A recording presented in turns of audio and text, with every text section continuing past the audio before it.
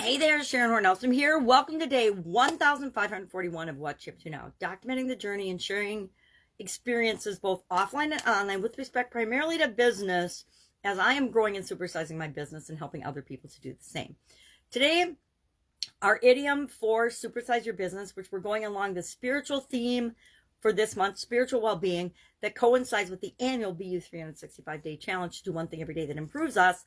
It was act of God, or is act of God. And I defined that, shared where it came from, how it's been around, how lawyers and insurance companies use it, how we need to buy insurance to protect ourselves with respect to acts of God. And I guess that's, mankind's way of monetizing acts of God, right? It's always a way to monetize everything, apparently. But I shared the 12 biblical principles that you can use to supersize and build your business.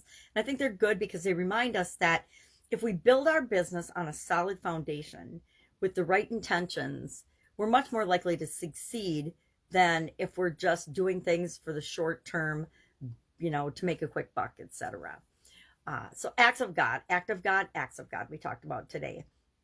For our annual challenge, we talked about grief today. We talked about the 7 stages of grief, the 7, stages that every human being goes through somewhere or another, and they look different and they last different amounts of time for each of us, but we all go through them in order to, get on the other side of grief and move forward in our life.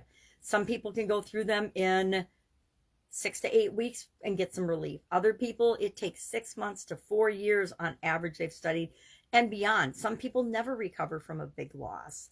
So we talked about the stages of grief. We talked about 5+ ways to help ourselves get through grief more. I don't want to say comfortably because grief is not comfortable, but they can help us get through grief.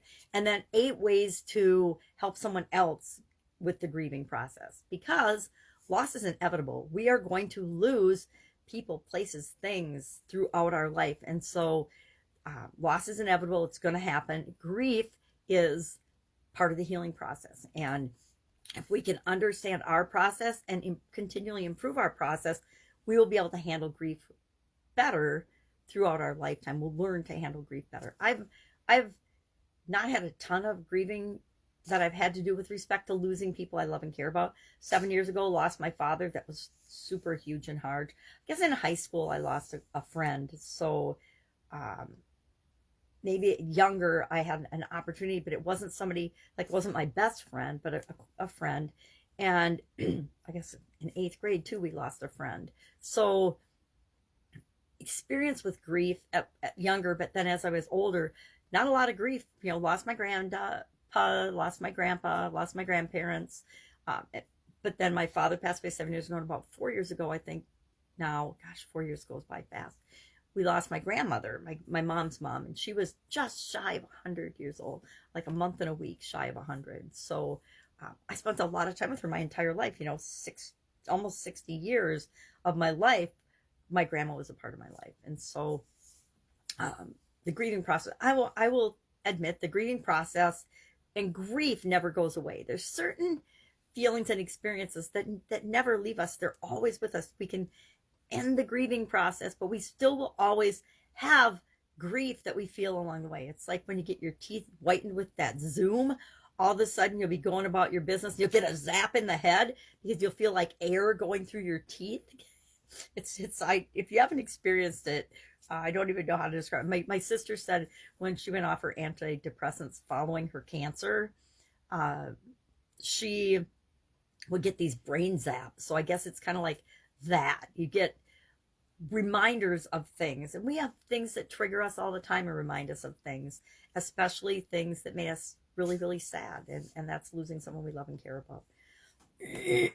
So I am beating myself up a little because for 2 days in a row now, I have said the day that I am doing the idiom, that I'm sharing the idiom. And I don't know why. I guess it's kind of like a Freudian slip, right? There's certain things that you do and do not want to say on your videos to make them more applicable to other days, other months, other times of the year.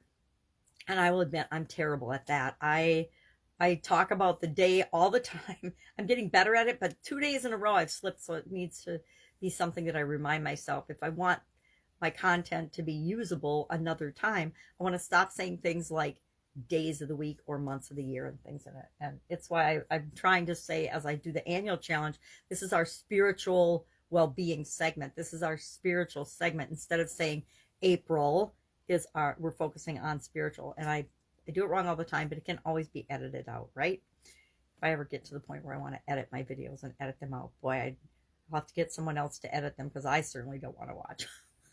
Sometimes I do, sometimes I don't. We're all our worst critic, right? Generally speaking, you know, unless you don't have a clear filter on yourself, you are the person that can go through and say, oh, wish I would have said this differently. I should do this, or I could say this better.